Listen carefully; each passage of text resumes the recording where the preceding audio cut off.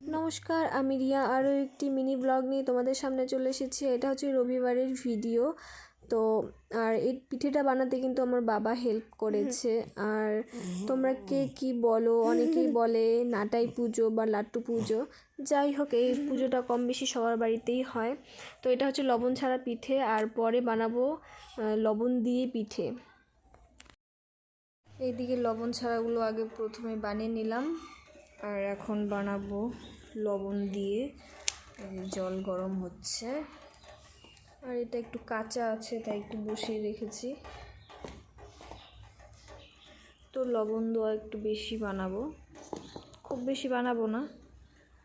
তো ভিডিওটা দেখতে থাকো। আর সারাদিন আর ভিডিও করতে পারিনি, কারণ বুঝোই তো কাজের জন্য ভিডিও শ্যুট করা হয়ে ওঠে না, তো সেই কারণে তো ভাবলাম যে না, আজকে আমাদের বাড়িতে একটা পুজো আছে, তো তোমাদের সাথে একটু শেয়ার করি,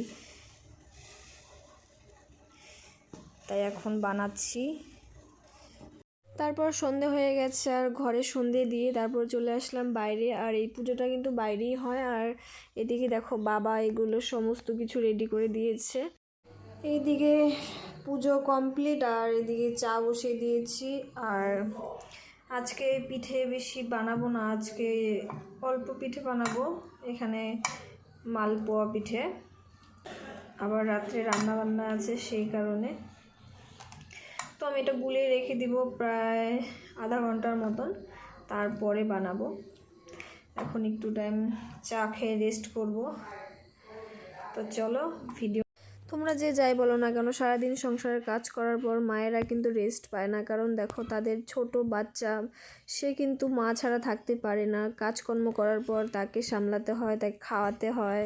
পিঠে ভাজা প্রায় শেষের দিকে আমার, আর এই যে অল্প আছে, আর এতটা ভেজেছি, বেশি বানাবো না। ছেলে ভীষণ কান্নাকাটি করছে, অনেক কষ্টে এখানে বসে রেখেছি, কারণ তেলের জিনিস বানাচ্ছি, ছিটকে আসতে পারে। ফাইনালি আমার পিঠে বানানো কমপ্লিট। আর ভালো লাগলে অবশ্যই লাইক কমেন্ট করে আমার পাশে থেকো। সবাই ভালো থেকো, সুস্থ থেকো, টাটা সবাইকে।